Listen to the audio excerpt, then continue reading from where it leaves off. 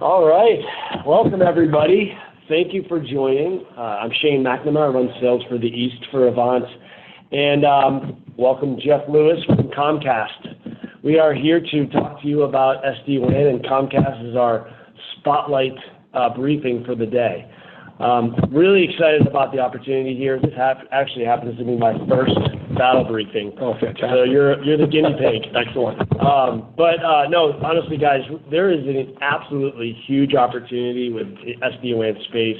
Comcast has nothing but upside, and we're going to talk a lot about their offering, the positioning, who to go after, the market size, and a lot of other things. But you know, as we're going through, please ask lots of questions. I have my friend over here, Lindsay, is going to be firing off questions as we go along. But let me just start out with some data and statistics for you guys.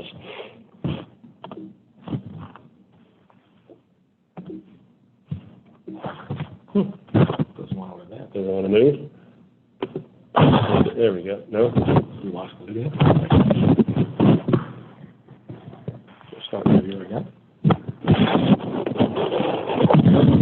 Sorry, guys. Difficulty. We're back on. And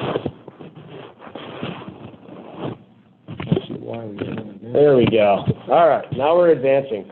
So as I mentioned, huge opportunity in the SD-WAN space. In fact, the market is exploding. It's going to be a $4.4 billion market opportunity by 2023, which is right around the corner. Exactly. Yeah, the way Comcast has looked at it, we're positioned, all of us are positioned to go after an MPLS market that's actually valued north of $16 billion, and so SD-WAN is just going to continue to grow into that space. So if you're not on board, you better get on board. All right, let's see here. There we go. So as many of you know, we've put out a few data and statistics analysis, right? We call it the State of Disruption Report. And what this was is we interviewed over 300 CIOs to really get a good landscape of where the market is going. When are you going to make a decision about SD-WAN? Are you going to stay with your MPLS, or is there going to be some form of hybrid? And so what I want to do is share with you some of those stats. We call it the 612 report. This is a view from 6 months to 12 months out. And really what this is designed for you as our partners to help your customers accelerate their decisions. So everything from market statistics to value proposition to the needs of the customer and the key players. Comcast is a big one in here. In fact, this is our biggest publication and most downloaded, over 400 downloads in just 2 weeks. That's fantastic. And so if you haven't already done so, go to goavant.net/SDWAN-report and download it today. It's a big one. It's about 60 pages. But it is really in-depth. It covers the entire landscape. And again, the whole idea behind this is to help your customers make a faster decision. But what I can augment off of that is we've obviously done our own studies and our own canvassing of where customers are. One of the interesting things that I am sure comes out in the 612 report is the vast majority of customers today either are experimenting with or plan on over the next 12 months acquiring SD-WAN solutions. There's some very large statistic that suggests upwards of 80 to 85% of the addressable market will be working with SD-WAN at some point over the next 6 to 12 months. And so just like you just said, if you're not talking to your customers about SD-WAN, I guarantee you somebody else is right now. Absolutely. Let's get this moving there. All right, so I'm just going to give you a little snapshot into some of the statistics that we've run. So on the left-hand side, these are the customer size that have the propensity that are going to just literally rip and replace their MPLS and go all in with SD-WAN. And on the right-hand side, you see the customers in the $1 billion plus. They're going to be a little more of a hybrid. They're going to be doing an MPLS with an augmentation of SD-WAN. And so we'll get a little bit more in depth into that as we talk about with Comcast. Yeah, absolutely. We resonate extremely well with this. I'll comment perhaps in a little while about this. We entered the space fully expecting the hybrid WAN, the world of migrating through or augmenting existing MPLS networks to remain for quite some time. There are absolutely size of customer and type of customer that is actually quite interested. It was very, very surprising to us to rip and replace away from MPLS. So there is a movement within the space, but so you're going to live in both. And I think part of the trick in partnering with you and your resources is to identify which customers are the rip and replace and which ones want to migrate. Yeah, at the end of the day, though, you really need to talk to every one of your customers that have multiple locations and get a POC in place so they can at least test it, see how powerful and the transparency and the versatility you get with an SD-WAN. Yeah. All right, this one, I don't know if Cisco's on the phone, so I apologize in advance, but the router is dead. And Cisco admitted that when they bought Viptela. In fact, there was a new study just dropped today that the market cap right now is for this year is $1.4 billion in SD-WAN sales, and Viptela is leading the way.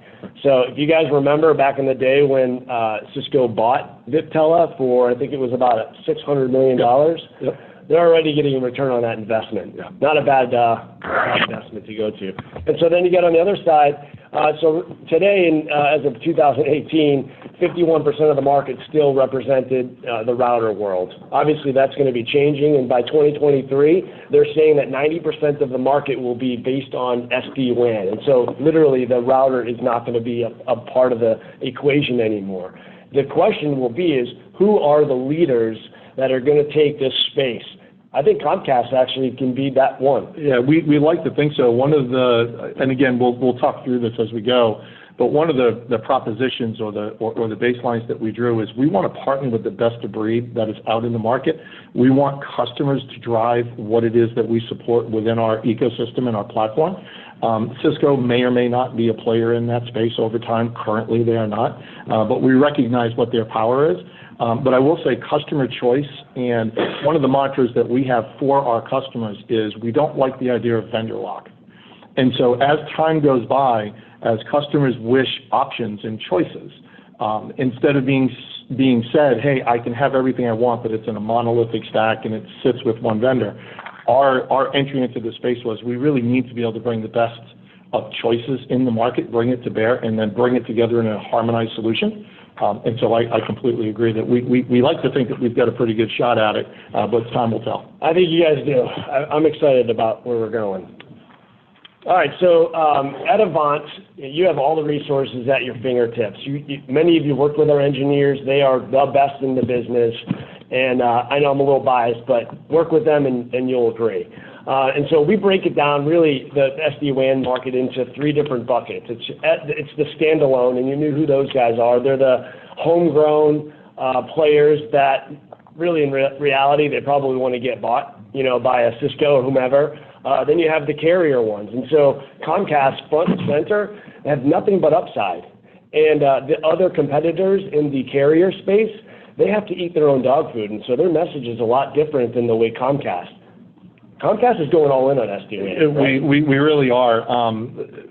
My responsibility bridges across all of our data products. Our activity in what we call ActiveCore, which I'll give you a little bit more flavor on in a bit, is our software-defined networking platform, of which SD-WAN is our first virtualized service that falls out of that.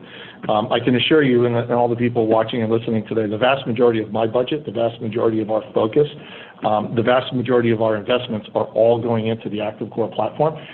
We are literally all in. We're not going anywhere. That's something that we like to plant the flag and say this is literally our future.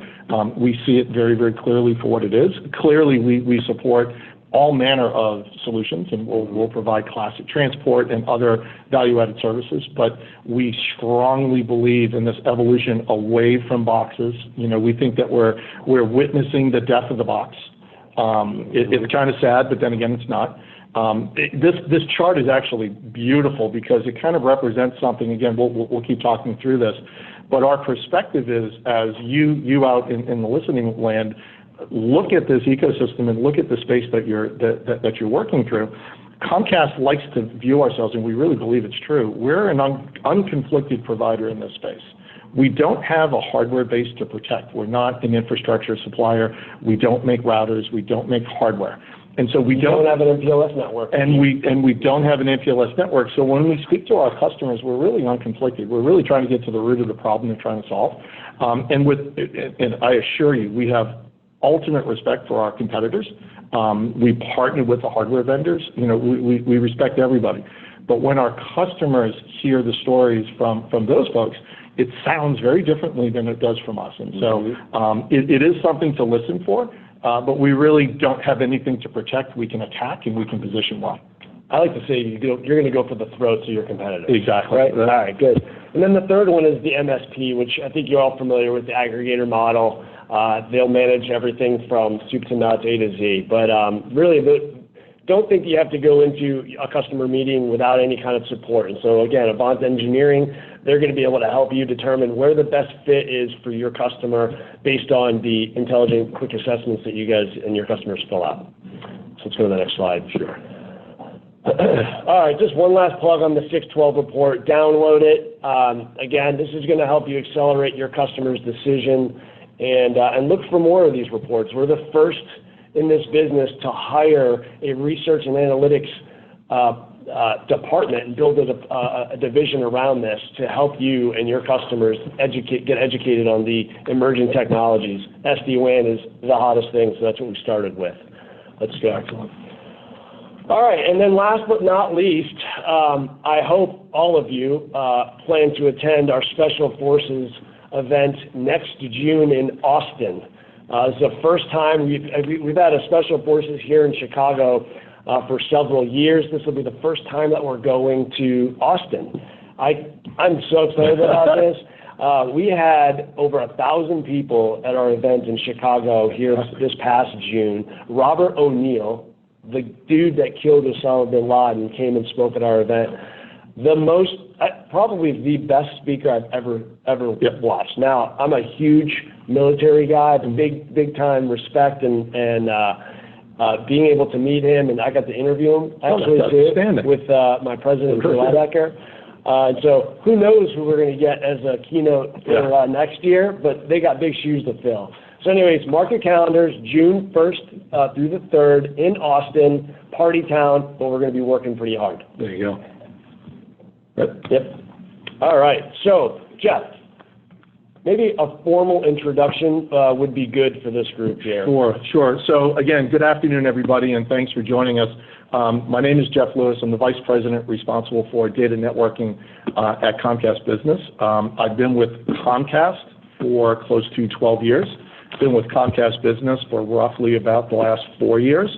And again, I have responsibility for all of our classic data transport, our gigabit DOCSIS network, and the products that we offer off of that, which nobody can come close to what that network transport can deliver. Our Ethernet portfolio, moving into wavelength services, cloud access, but more specifically and germane to this discussion here, I'm responsible for our ActiveCore platform and most services that run across or get delivered by that platform. I've got a 29-year history. I hate to say it, but if you can see me, I got some gray up here. I don't have any. Yeah, you got nothing. Yeah. Maybe I should take a page from that. I think you're kind of tan. Exactly. You're looking good. I started my career in the mobile network in Woburn, Massachusetts. I grew up through a lot of the networks. I lived here in Chicago for a while building Verizon's network, and I spent 8.5 years overseas building mobile networks and data transport networks mostly in South America, but also through Europe. So I'd like to think that I've touched and seen a lot of things. I spent 12 years at Bell South, and that's kind of where I got into product management, product development, and in many ways I helped create, and they actually still exist, products and services that we here at Comcast are trying to displace. So part of an MPLS network my team built, it's part of the existing MPLS network AT&T still leverages. And that's good and that's bad. It's great that it's still there. It kind of gives you pride that you built something that has long-lasting value. At the same time, it's really frightening, and I bet you a lot of your customers are like this. They're still living in that network. And so how SD-WAN plays against those old legacy networks is something that every SD-WAN platform out there is looking to exploit. So that's my background. Wow. Well, 29 years. Yeah, exactly. I just turned 29. There you go. Yeah. Somehow I don't believe that. So before we jump in, sure. I just want to talk about the Comcast program. Sure. By far the best run channel program out there. I mean, Craig and his team, everybody we get to work with at Comcast, is so passionate and so thorough and detail-oriented. It just makes you want to do as much business as humanly possible. Yeah. And then the products that you guys are building. And the cool thing is, I know there's a lot of products, but you're really laser-focused in 3 areas. Yeah. You know, and SD-WAN is that main focal point where you're putting all your chips in, because there's huge upside. Yeah, absolutely. And I've learned about the channel, right, the indirect channel, as I came into Comcast Business. I actually wasn't exposed to it previously. Getting to know Craig, getting to know the team has been nothing short of astounding. What I could tell you is, back to that investment, we've been able to invest directly on my team to support and augment directly into Craig's team. So we've actually put people, put experts, put focus, and to your point, and I appreciate that, drive more laser focus into support both Craig's direct team, but that trickle-down effect that comes to teams like yourself. Yeah. And our partner community, they get exposure to so many more customers, and so they can help, you know, as you're developing and growing the product. They're the best people to go to to find out who's doing what are you missing? Yeah, I blind spots? No, I assure you, again, back to that unconflicted nature, many people at Comcast Business come from different businesses. They come from competitors. I can only assure you, for what we do, virtually every single thing that you see within our feature set, our portfolio, what we offer, is driven by customer demand. You'll very, very seldomly see a Comcast person come up and say, well, here's something that we have to deliver because we think that's what you need. We don't think that way, we don't act that way. And so seeking partners like yourself and others where we can get that back and forth so we can filter that back into how our portfolio evolves is the rule of the day for us.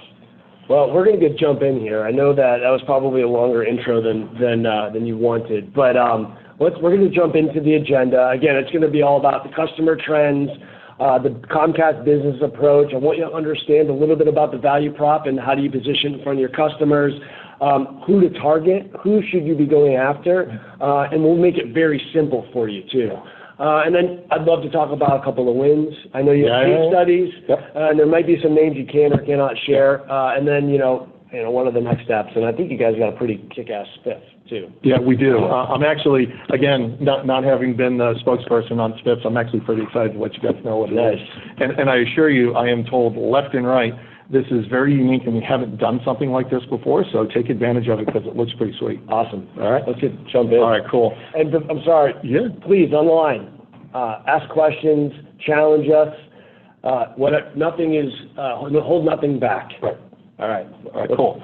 All right, so what we thought we would do, and again, a lot of people will run around saying they understand, they know what the SD-WAN space or the SDN space, there's a lot of terminology, a lot of descriptions.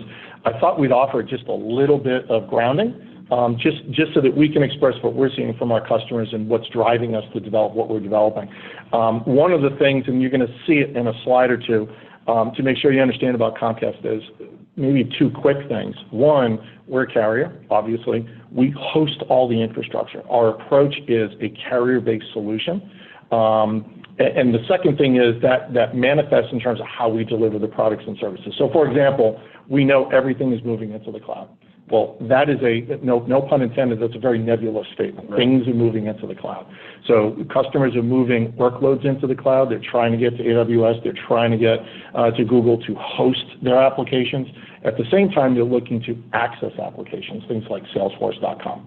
So they're using it for different reasons, and they want to access it both privately or publicly. And we'll talk a little bit about that because that's how branch offices, which you see on the right-hand side, start to come into play. Customers and employees, they rely on mobility. I mean, it's inevitable.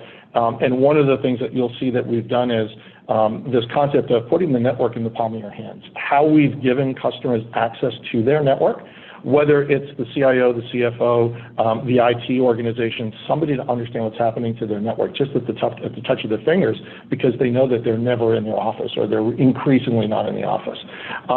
Social media. And you built a demo account for partners to show in front of their customers. Yeah, exactly. So we do have an ActiveCore app. It's hard to show here on screen, but you can go to the Apple Store or Google and you can download the ActiveCore app. And very easily within the app, you don't have to register, you don't have to do anything. You can just choose demo mode, and you can see precisely what we're talking about. I'll get into a little bit more details of how it actually works and what it's intended to do within our ActiveCore construct, but you can immediately download it right now and take a look. So one of the questions that I have for you is, you hear this interchangeably used. You guys have, you talk about SDN, and then you have SD-WAN. Yep. Can you kind of talk about the differences, and then you're talking about the ActiveCore, so maybe get a little bit into that. Yeah, for this presentation and this conversation today, I opted to not put our big network diagrams and all the wonky technical bits and pieces. Appreciate that. Yes, I'm sure you do. To keep it as simple as possible, when we entered into SD-WAN conversations, it was about 3 years ago, and we needed to get into what we felt the layer 3 VPN space, which was dominated by MPLS. Our customers are networked, they interwork site to site as well as site to cloud. And the reality is Comcast Business didn't have an MPLS network. It was very clear that we did not want to enter into that space, MPLS. Our network, just like everybody else's in the world, our core is at the core, it's an MPLS network. Mm-hmm. And so we had the option to push it to the edges, but that would have just been ridiculous for a million different reasons. So we started the journey of investigating every SD-WAN player in the world, and we shook the tree on every single one of them. As we got close to making a partner recommendation, and I'm not going to cite all the vendors, but I assure you, they knock on your doors, you know who they are. We had two real big awakenings that came to us. The very first one, which was the most powerful, was our senior vice president of data networking, a gentleman named Noam Raffaelli, was joining us in the room, and he asked one simple question. He said, is SD-WAN going to be the first and only virtualized service you ever look to deliver? Does Comcast Business, is this it? Because that will very dramatically dictate who we partner with and how we deliver that service. And he said, if you aspire to deliver more virtualized services other than just SD-WAN, then we need to stop right now. We need to pull back a little bit, and we need to start having a conversation about establishing a framework, a platform, a software-defined networking platform that is not just designed for SD-WAN, but that is designed to deliver multiple virtualized services. So you said SD-WAN is the application. Yes.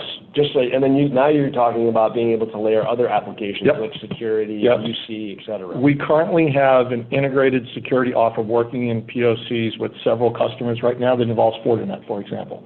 So we have unified threat management capability paired with SD-WAN, and we'll talk some more about our partner is Versa. Super, super excited and happy with Versa. And those two services work jointly together seamlessly on a common piece of universal CPE. We're beginning to work with Palo Alto as an alternative. We're working with Aruba Networks on a Wi-Fi solution. We're looking to bring in virtualized SBCs, but all within the same construct of the ActiveCore delivery mechanism. So SDN is the way that we deliver the whole solution. The specific services or products like SD-WAN is a particular application. So we talk to our partners all the time about it's all about the application. Mm-hmm. And so if you're solving problems at the application layer, which is really what all CIOs want to talk about, yep. and making sure that their users, their employees, have the absolute best performance from an application standpoint, yep. then you pull through the network. And one thing that I think mm-hmm. we know but we forget yep. is that the Comcast network is completely diverse. It's not. Yep. It doesn't touch the old legacy Bell. Oh, no. No. And that's a differentiator. Yeah, well, that's a terrific point. Yes, you understand it. Yeah, the Comcast network is completely separate from a diversity angle at a minimum. We'd like to think the performance is on par, if not better. But if you're looking at diverse routes, diverse paths from our friends in the LEC world, we are always separate. We are always different routes, different paths back to our infrastructure. Yeah, but the one downside is that your Comcast footprint is limited. It's like virtually half the country. So how do you solve for that? Yeah, in actuality, it's not.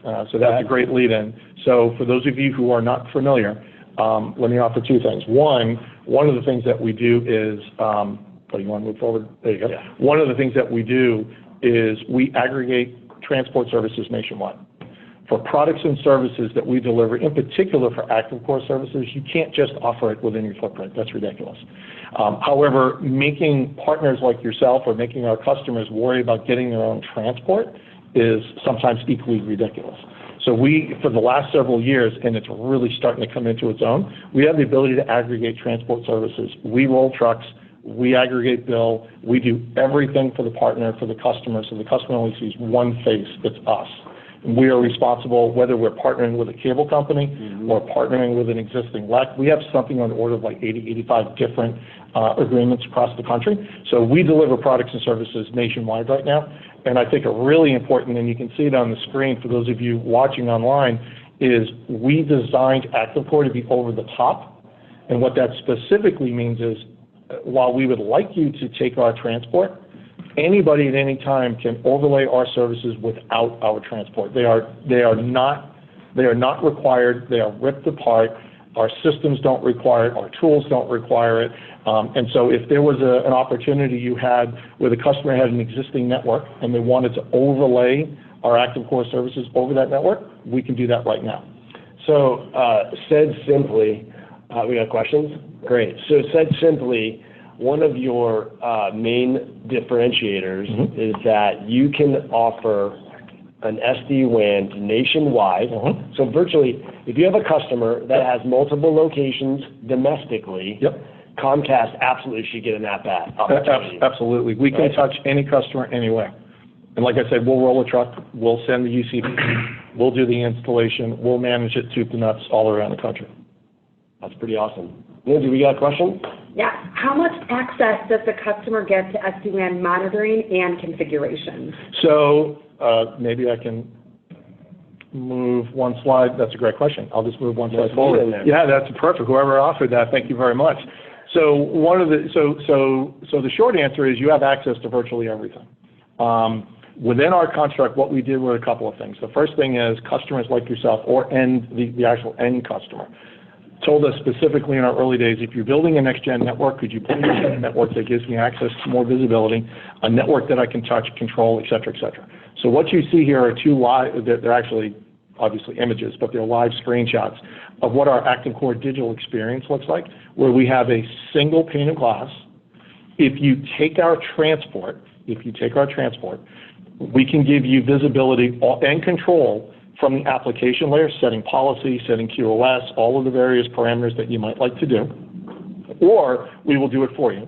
So there's different flavors, but if the customer really wants to be able to do it, we have the ability to allow you to set those policy controls, right? You have visibility all the way down to things like the application layer, where routing goes. You can set policy to route on failure. You can prefer, prioritize. There's a lot of different flexibility inside of there.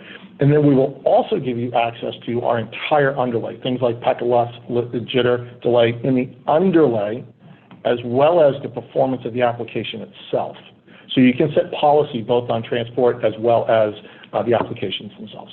And you get visibility. So what you're seeing here on the main screen is the desktop. And imagine SD-WAN, great. Now imagine we layer in Fortinet, which is what we're doing right now. You will then have access to FortiPortal, where on the left-hand side, it's really a depiction of the dashboard. We will give you visibility into what's going on a per-site basis or network-wide. But then if you want to go change some policy within your security settings, if we're not doing it for you, the customer will be able to click a button, get directly into the FortiPortal and affect those changes as they wish, and then come right back into the dashboard view. And then lastly, on the lower right-hand side, you see the mobile app. The mobile app is drawing from all the APIs. And so the way this network is built is a lot of these interfaces, I don't care if you're CloudGenix or VeloCloud, I don't care if you're VIP or Versa or your favorite flavor of the day, that interface is complicated. It just is. And so what we were asked to do is make that front end a little bit more appealing, a little bit more actionable. If customers really want to dig into it, we give them access to it. If they want to keep it up and they want us to support them, we give them the dashboard view. But on the mobile app, they're pulling from the exact same APIs. So the exact same information sets, the exact same data.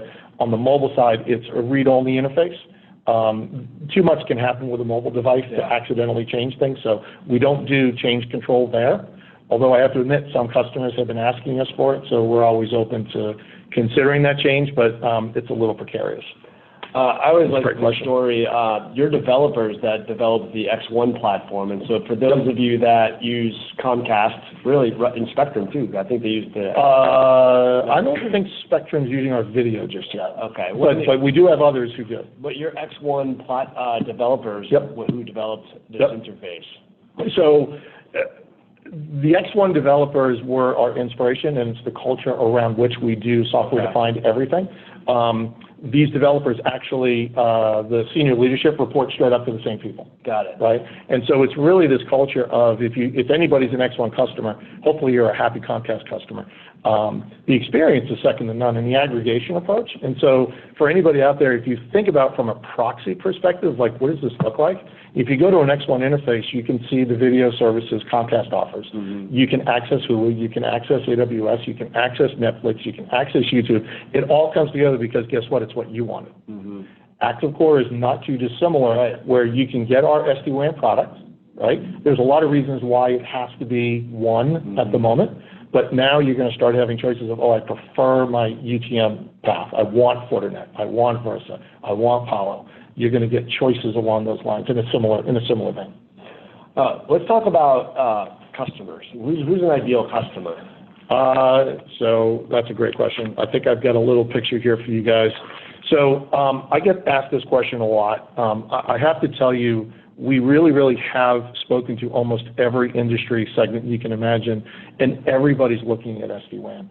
I think what I would say to you is financial industry, retail, medical, hospitals, urgent care systems. We use the term branch in a box. We've heard in the medical industry, clinic in a box, right, where they're bringing aggregated services to branches.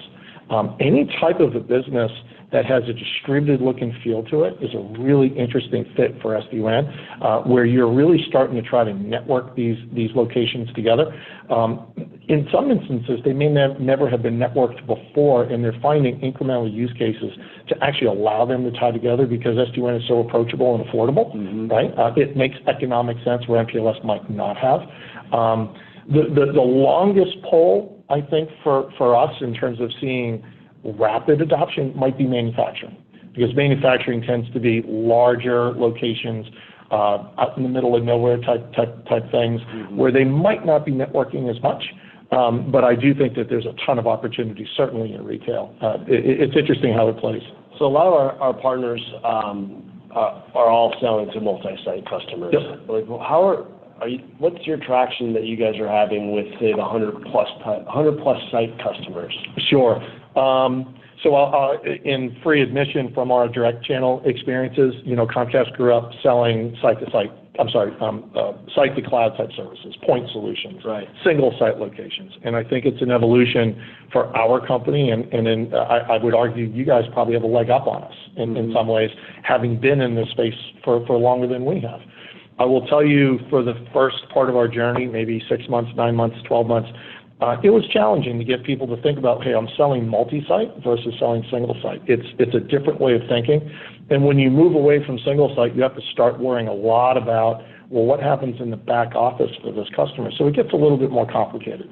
What we did is we stepped in, taking a really good hard look, and it is something that is available to you guys as well, is we said, stop.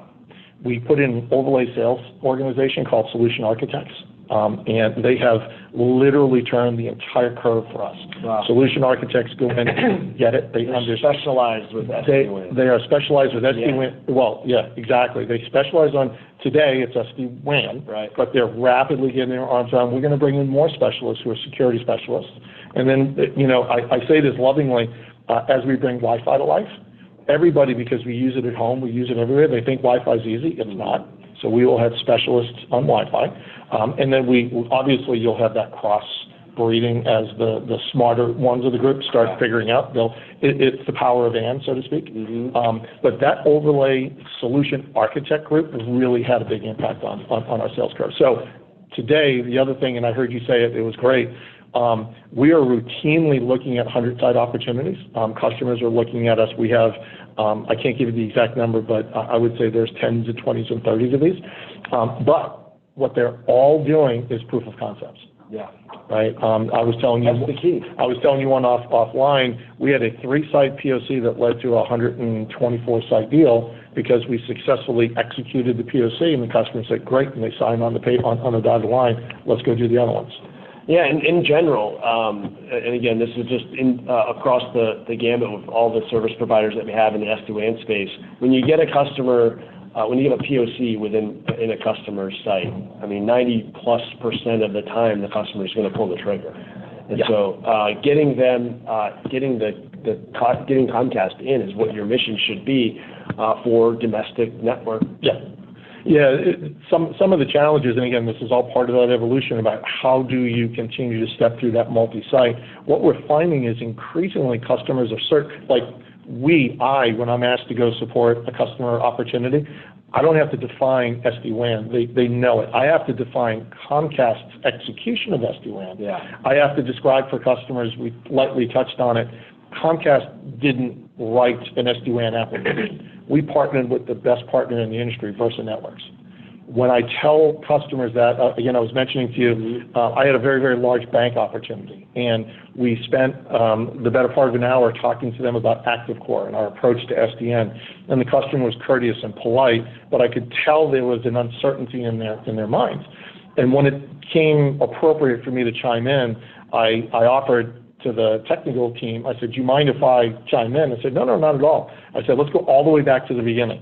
Let me go back to what ActiveCore is and tell you who our partner is." And as I told them how it is that we deliver SD-WAN and how we partner with Versa, the customer actually stopped me just before I was done and said, "You know what? I really, really appreciate you doing that." And I said, "Doing what?" And I said, "Level setting." I said, "You're very welcome." And he said, "Because we know Versa. We've tried Versa. We love Versa. The fact that you're implementing them the way you are is what we really would like. Thank you very much." And I was like, perfect. So we struggle with getting the message clear. Yep. But it matters getting those things in. And I think, Shane, you also mentioned, if you're not doing the POC with us or frankly with anybody that you're talking to your customer about, they're probably doing a POC with somebody else. Yeah. Right? And so that just inhibits. And once you get into an SD-WAN path, or certainly when you get in with us, because of what ActiveCore enables, you have a path to the next sale and the next sale and the next sale. It's almost the gift that keeps on giving, we expect, as opposed to other solutions which are still more point solutions as they go. Lindsay, do you have any questions? Yeah. Can we discuss what the pricing is going to look like? Absolutely. That's a great point. So I don't have a slide specifically on pricing, so let me tell you, I love that question. So when we entered the space, let me just get the particulars out. So first of all, our pricing is super simple. Pricing is insanely simple. Yeah. So you want me to give the numbers? Yeah, go for it. All right, cool. So when we entered the space, we were challenged with, we have the opportunity, because we're not conflicted, to be very, very disruptive. And so we looked at our business model, we looked at our partnerships and our contracts and everything. We said, you know what we're going to do? We are not doing what the industry is doing. Everybody in the industry, whether you're a hardware provider or you're a service provider, I don't care if you're a target at the small biz or you go all the way up to enterprise, everything is bandwidth consumption. The deployment of UCPE is based on bandwidth, the style, the type, how they charge you for the box, and then the license fee or the service fee is based on the small or the medium or the size of the bandwidth you're consuming. And if that branch or headquarters grows over time, your end customer has to pay more based on bandwidth consumption. To us, that made absolutely no sense. It was awkward to look at that model and saying, why are we charging more? Because the software doesn't change. Right. Nothing changes. Yeah, so we said, we're going flat. So the way it works is our rack rate, which is our published rate, is $199 per site. We have the ability to discount down. We always have the ability to discount. Right. You always have the ability to ICB and always have the ability to competitively bid. So it's $199. You can bring it down if you need to. And then the universal CPE is flat rate at $30. And that's it. Wow. So if the customer gets in on that, or wherever you end up with the negotiation, this is the SD-WAN component. Mm-hmm. That price stays where it is forever. So if that customer was to grow and grow and grow, hopefully that's what's happening for them, right? They have predictability that their SD-WAN component never changes. Now, the transport might grow, and I think the industry accepts, okay, fine, if I need more bandwidth, I'll procure more bandwidth. But there's no reason why the SD-WAN should increase. And because we're a carrier, our value prop is, oh, you need a different device because you might have tripped over a threshold. I'm just going to come out, get that box, I'll give you a new one, and you still stay at that rate. Wow. There's no games, there's no changes. We love the idea of predictability, and so we can sustain that. And then, as you look at, for example, unified threat management, when Fortinet comes to life, there's no device, there's no truck roll, there's no disruption to your customer other than a maintenance window, and we'll push the software configuration down, and then there'll just be that additive UTM component, which in all likelihood will just be bundled together, and we'll figure out what an appropriate feed area is. I'm going to throw you a curveball. Sure. I'm sure it's on the minds of our partners. What if there's one of their customers that has some legacy service that Comcast direct sold, and now the customer's talking to our partner about an SD-WAN solution? Can they break into that account, or is it hands off? No, as best as I know, that's free game. SD-WAN in particular, understanding some of the rules of engagement, which I'm not the most expert in. ActiveCore based services and all the support capabilities, whether it's transport or anything, that's complete free game for the partner to go after. Excellent. Awesome. We have any other questions, Lindsay, before we move on? So you guys have done some of your own studies, and I thought maybe we'd just jump into that. I know that we're coming close to the end. The witching hour? Yeah. But I'd love for you maybe just to kind of share some of the stats. Yep. So we did a couple. We do commission studies all the time, as you can imagine. I think the biggest takeaway from this slide, and we've touched on it a little bit. This is from our friends at Heavy Reading. I think the single biggest piece here to jump out at you guys is the propensity to rip and replace. If you take a look at this, 30%. I mean, granted, it was a 52 CIO sample set, and so these numbers could skew up or down just a little bit.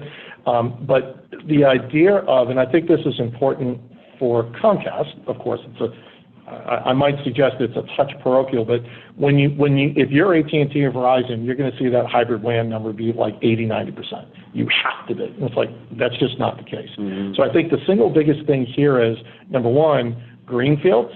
Nobody in a greenfield, so that's a new building, a new site, a new branch. As businesses expand, nobody's talking about expanding their MPLS network. Nobody that we have seen at all. And so you're talking about here 54% or potentially higher, just going straight SD-WAN right out of the box.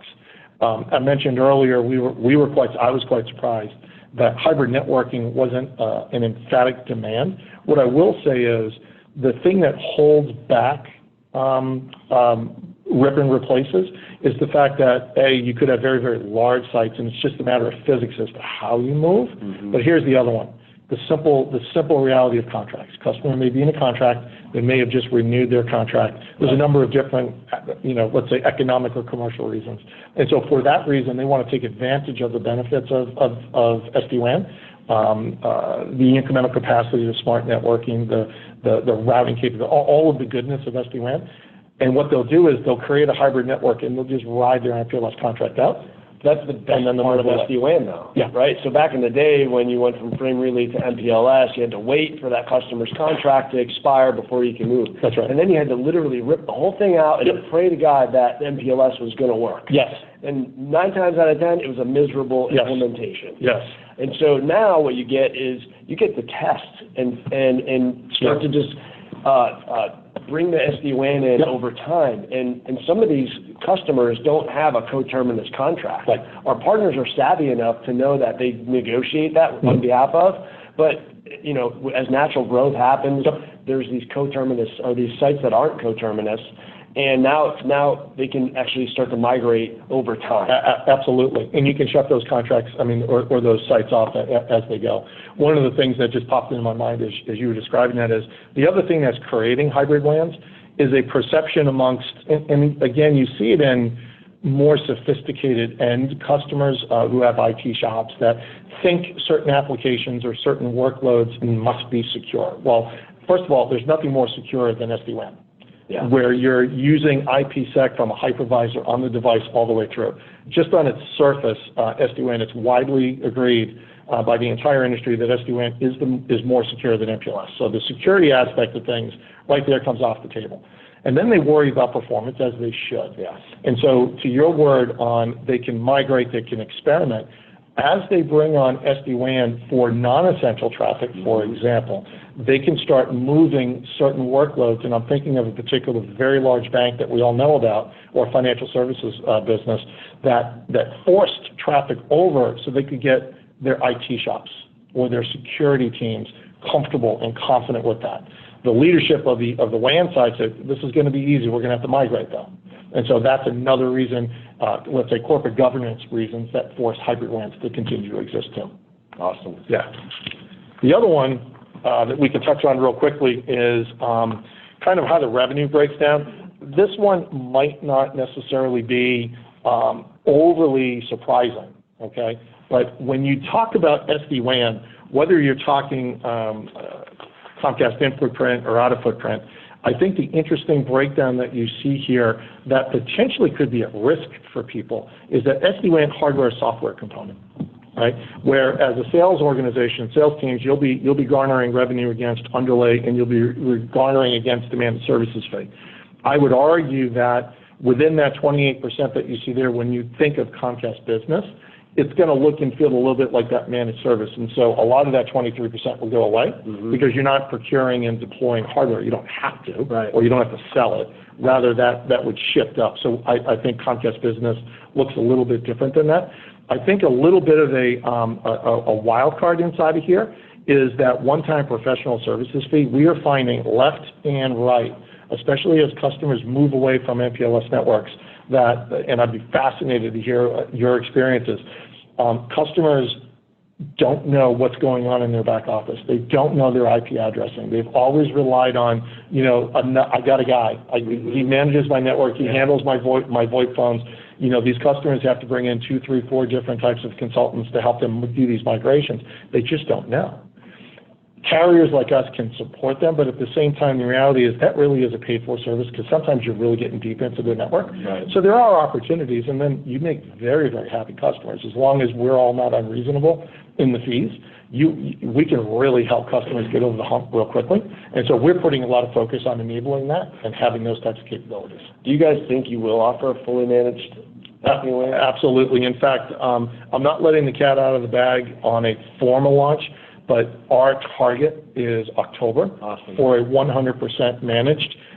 It is going to be a paid-for service, but our job is to articulate cleanly. Our partners are okay with that. Yeah, the difference between here's what our service looks like now, here's what we expect of the customer, and here's what we're doing. So, and part of the reason for that is because as we launch security, you have to have that capability for the customer. Right. Period. Yeah. So having that all available all at once is right there. Beautiful. You got a question? What is the proof of concept offer? The proof of concept offer is similar to something I think we skipped over with no early termination fees, which I didn't want to gloss over the fact that, unfortunately, if a customer was not happy with our service, you could terminate the agreement and walk away. Because it's software. That's it. You can just walk away, and that's fine. I don't know anybody else who's doing that, quite frankly. So I can't emphasize that one enough. The proof of concept is really, it's a hybrid between the ETF and a try it type of scenario. And so we can work a number of different scenarios. I would encourage you to work with our channel partners on whether or not the opportunity merits doing it for free, or whether or not we would have a small pay-for service where the expectation is it's like you put it in, you can trial it for a certain period of time. We are fully expecting the customer to be super thrilled and happy with it, in which case they would just roll from there. But we do have some flexibility. We have supported free. I think it would depend on the opportunity. I think it would depend on your guidance and coaching, but we can do both of those. Generally speaking, your competitors are offering it as a free, and so so we would do something similar. We may default to that, but ultimately, at the end of the day, we're trying to get the whole thing. That's right. And so whatever, I guess, makes sense for your customer. That's right. I agree. Good deal. I think the next slide is going to talk about money. Yeah, the money slide. We're stuck now. There we go. There we go. So again, I've only. This is a big spiff. Yeah, this one feels big to me, but in my 2-3 years of working with Craig Schlegbaum and his team, and understanding what it takes for Comcast, this is a bit of a watershed moment in all candor. I think running this through the end of the year is also pretty big. So 3 times MRR on the SD-WAN sale itself, or managed router. Now, we talked about the depth of the router, but we were really talking about the depth of the hardware component, right? Point. So we do offer software-defined router, so it is in the mix for us to be able to do that. And then twice on this corresponding bandwidth underlay for that as well. Wow. And then 2 times the residual. I'll leave that to you to help translate how that works within Let's say 2% more of the residual. There you go. I'll take 2 times though. There you go. So, and again, from everything that I've seen and from other spiffs that I've seen out in the market relative to ActiveCore up until this point in time, this is the biggest, the richest that we've been able to put out, and excited to see what could come of it. I don't think I'm breaking any NDAs. This might be the largest SD-WAN spiff out there. Brilliant. But if it's true, that's awesome. Yeah. Yeah. Sure. Well, like we said, we are all in on this. We are insanely confident. We think we're unique. I'm always thoughtful about it's dangerous to say you're unique, right? It really is. We think we've approached this very noticeably differently than our competitors. They do really good things too. But we think that we've got a long game in place, and we got the right mix to be able to do this. And this is an example. You don't do things like this if you don't believe in what you're doing. Yeah, and you know, it's funny. Spiffs are obviously great. People love money. Yep. It's not the driving force. No. You know, it's the cherry on top. Agreed. You know, because our partners are looking for the right solution for the customer. Oh, absolutely. And then, oh, by the way, you get this. Yeah. It certainly turns your head, though. Yeah. And you know, at the end of the day, like I said in the very beginning, any customer that you have that has a domestic network today, talk to them about Comcast. Yeah. I mean, and I was going to offer a company like ours with the reputation that we can't put at risk. You don't offer this to partners like you guys in the community, and then put a solution out there that doesn't make sense and doesn't perform the way the customer and the partner expects. You just don't do those 2 things. I could feel the confidence coming from you in regards to your offering. Yeah. And I know the process behind the scenes has been really, really fluid for us and flawless. Yep. Knock on wood. Yep. Our back office actually is trained on it, and so and making the pricing as easy as you have. Again, it's like, how can you not get this in front of your customer, and then, you know, go to a POC. Yep. Again, if you're not getting a POC with your customer, somebody else is. Right. And that's something I want to make sure that you guys leave here with. Absolutely. Well, I think we've got one more. It's a call to action slide. And so we've beat it to death about getting a POC with your customer, every single one of your customers. But what else is there? What can our partners do to get more educated on the Comcast SD-WAN product, and then, you know, talking to their customers, what Yeah, they say, et cetera? I think the information right here is pretty self-explanatory. The team is really well armed. My team is directly, I would say, integrated to our indirect. So you'll get in front of customers? I would get in front of a customer anytime. Awesome. As long as my calendar permitted it, myself or my team would get in front of customers anytime that we need it. I've done it. I've done it for them already. I do it all the time. I mean, that's how committed you are. Jody works for you? Jody Hegeman works for me as well. She's phenomenal customer. I can't break certain protocols, but I am hiring somebody from industry that I assure you guys will know, from one of our competitors. This individual is joining at the end of the month, and then we'll let you know. Tell me offline. Who that person is. I will. But, you know, things like recorded webinars, I'm on there. They got me to do a couple, but there's others. On-site solution engineering, but we've also got the solution architect. We have this young man named Bruce Wegener. He's from the Chicagoland area, actually. He is literally the best of all of them. He's been here. He is fantastic. I told you about the mobile app. I would pull that mobile demo down anytime. One more time, how do you get the mobile app? You just go to the Apple Store, iTunes, or you can go to the Google. I always forget what that, because I'm not a Google guy. Oh. But you can pull that down. It literally is, you pull it down, and right on the front part of the screen is live demo. Okay. And you just put it in demo mode, and you can maneuver through what the entire experience is of everything that we deliver. You got a question? How do you handle renewals as they relate to original selling partner? Contact your partner sales manager, and they'll help you through that. We have a renewal desk that sits in Denver, helping to support our partners. Great question. Thank you. The voice from the other side. So one of the last questions I want to leave with you, this might be the last. Okay. The time is what's the next application that you're going to be putting on that partners can start to position in front of their customers? Sure. You got SD-WAN is obviously the first. What's the next one? It's a horse race, but we think unified threat management, you could call it advanced firewall, but unified threat management, we are in live trials right now. We're pushing for field trials before the end of the year. So, field trials means it's real. Yeah. It's got to be in the systems. As a carrier, the technology exists, the technology works, but having all the support tools and systems in place is the other part of our obligation. So we're looking before the end of the year, targeting first quarter, to be able to have SD-WAN with a Fortinet unified threat management within a fully orchestrated solution. What that means in English is, as we bring in the next one, which is Palo Alto, and we're going to enable the Versa capability. If a customer ever decided, which they typically wouldn't, and they say, hey, I want to go Palo, you could pull Fortinet off and put Palo on. Wow.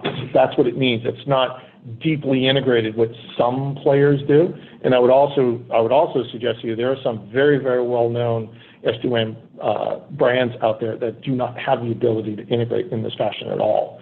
So unified threat management Fortinet is first, end of this year, hopefully for field trials, go to market, we're expecting first quarter. The other one is, while it doesn't, and we didn't really get into it, but we can do it another time, the other one that we're layering on top, and this one is in the same time frame, is cloud-hosted Wi-Fi.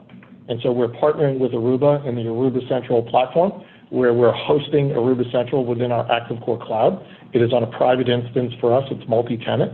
And what that specifically means is you can layer in access points as customers go through Wi-Fi refresh. It's the same model. It's a nominal leasing fee with almost no service fee associated to it. We'll come and get the access point. We'll help customers upgrade. Customers tend to migrate through access points every 3-4 years generally. Anyway, that whole capability, it all comes through that single pane of glass. So we're really looking to push hard on the promise that ActiveCore is multiple services. Love it. All right, so we got 10 seconds. How do you close up in 10 to 20 seconds? I'll leave you with this, and I gave myself some cheat sheets, but there are 3 really key points that I think you can think about when you think of ActiveCore. 1, we give you control and visibility, either you, the partner, or specifically the customer. They can see what's happening to their network literally in the palm of their hands at any time they need to. Economics and predictability, nobody else is doing flat rate. Giving comfort and knowledge as customers want to grow and expand their network. There's no hidden fees, no hidden agendas. There's no CPE upgrade fees. There's none of that. It's very, very simple. And then the idea of the customer experience, where we host all the infrastructure, we manage every last inch of it from software upgrades, everything, but we can give you the control of the solution for you, or we can support and provide all of that we need for you. And just like we just talked about, no ETFs. The confidence that you can deploy this for a customer, if it's not fitting the needs, if we've disappointed in any way, you can pull it out. There's no harm, no foul. Yeah. We understand that, but we have ultimate confidence that the customer is just going to be delighted. Awesome. Well, really appreciate everybody's time and patience sticking with us for this last hour. Yep. Comcast, this is great. Really appreciate your time as thank well. You. And, look for us in another month. We'll have another battle briefing. But thanks, everybody. Thank you very much. Cool. Great job. Cheers, man.